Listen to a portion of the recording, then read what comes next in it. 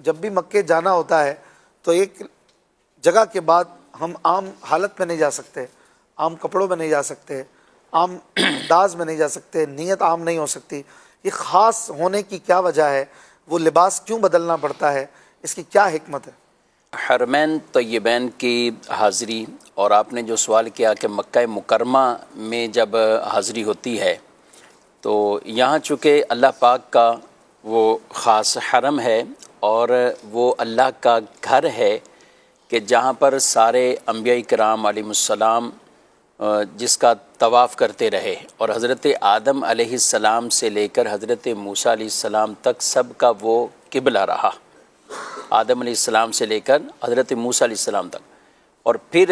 حضرت موسیٰ علیہ السلام یہ مسجد اقصیٰ بیت المقدس کی طرف جو ان کا قبلہ تھا اس طرف نماز پڑھتے تھے۔ رسول اللہ صلی اللہ علیہ وسلم کی بھی جو دل میں چاہتی کہ یہ قبلہ بن جائے میرا، کہ جو آدم علیہ السلام سے لے کر اور بالخصوص حضرت ابراہیم علیہ السلام جو جد امجد ہیں نبی پاک صلی اللہ علیہ وسلم کے، تو یہ حرم شریف کے اندر یعنی یہ جو طواف کعبہ اور یہاں جو حج کے وہ مناسک ہیں، یعنی جس میں بندہ بطور خاص اپنے آپ کو اللہ کی بارگاہ میں ایسا پیش کرتا ہے، تو اس کا ایک یونیفارم، وہ ایک احرام، خاص چادریں جس کو ہم عام کپڑے تو بڑے فخر سے یا کسی طرح بھی ہم باہر پہنتے ہیں،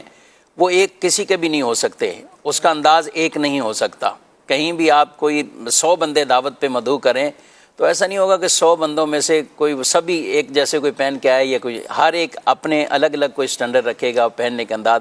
لیکن یہاں اللہ پاک نے جو اپنے حرم میں جن کو بلایا، اور خاص جو عمرے کی نیت کے ساتھ وہاں پہ پہنچتے ہیں، حج کی نیت کے ساتھ وہاں پہنچتے ہیں، تو سبحان اللہ انہیں ایک ہی لباس، ایک ہی طرح کے وہ کپڑے ہیں اور ایک ہی طرح کا انداز ہے پہننے کا۔ کلمہ بھی زبان پہ، کلمہ بھی زبان پر، جو تسبیح ہے لبیک کی وہ بھی وہی ایک بھی ہے، اور یہ مخصوص انداز سے وہاں پہ وہ حاضر ہوتے ہیں۔ اس میں کوئی کسی کا فرق رہتا ہی نہیں ہے، اس انداز سے بھی نہیں رہتا، پہننے میں بھی نہیں رہتا، ویسے بھی نہیں رہتا۔ جب بڑا سا بڑا آدمی ہو تو میرا خیال اس حالت میں خیال کیا یقین ہے کہ وہ چادروں کو ہی فخر سمجھے گا کہ یہ اس سے بڑھ کے لباس۔ تو یہ ایک ایسا ہمیں درس بھی، یہ جو احرام کی حالت ہے نا، یہ ایک ایسا پیغام اور درس بھی ایک طرح کا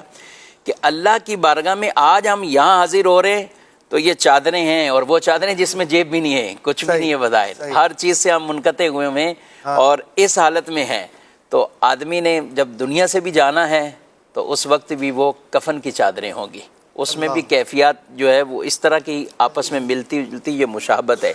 تو یہ خاص اللہ پاک نے اپنے اس حرم کے لیے اور یہاں پہ طواف کرنے والوں کے لیے، ہم بات کر رہے ہیں حج عمرہ کے اعتبار سے، تو ان کے لیے یہ ایک خاص وہ کیفیت حالت رکھی۔ خوشبو ویسے پسندیدہ عمل ہے، خوشبو لگائیں اور یہ سب چیزیں، مگر احرام والوں کو نہیں، خوشبو بھی نہیں ہے۔ اچھا، دیگر اور کئی چیزوں سے حاجی جب حج کرنے کے لیے جاتا ہے اور پھر عرفات میں بیٹھتا ہے اور پھر عرفات وقوف عرفہ کرتا ہے، دیگر مناسک ادا کرتا ہے، میل کچال سے تو ویسے ہی ہمیں کہا کہ صاف ستھرے رہو، میل اپنی جسم سے ہو تو دور کرو، لیکن یہاں پسندیدہ یہی ہے کہ اگر احرام کی حالت میں مٹی آ گئی ہے، میل کچیل ہے، تو اسے دور نہیں کرنا ہے۔ وہ اسی طرح، اور اللہ خود فرشتوں سے فرماتا ہے میرے بندے پراگندہ حالت میں کیسے وہ آئے ہوئے ہیں اور یہ بیٹھے ہوئے ہیں، تو سبحان اللہ پھر فرشتہ پشت پر آ کر ہاتھ ان کے مارتا ہے کہ تمہارے اگر گناہ سمندر کی جھاگ سے بھی زیادہ اللہ نے معاف فرما دی ہے، وہ مغفرتیں اور وہ عنایتیں خاص نصیب ہوتی ہیں۔ تو اللہ پاک یہ عطا بھی فرمائے۔ اچھا، مناسبتیں بھی ان کی، رسول اللہ صلی اللہ علیہ وسلم کا جو عمومی لباس تھا وہ یہ 2 چادریں تھیں۔ اچھا، یعنی آپ صلی اللہ تعالیٰ علیہ وسلم جبہ، قمیص مبارک یہ زیب تن فرمایا کرتے تھے، اور آپ تہمت آپ نے مستقل ہمیشہ جو استعمال فرمایا تو وہ تہمت شریف تھی آپ صلی اللہ علیہ وسلم کی۔ پاجامے کو بھی پسند فرمایا، اور آپ جو پہنتے تھے وہ تہمت شریف پہنتے تھے۔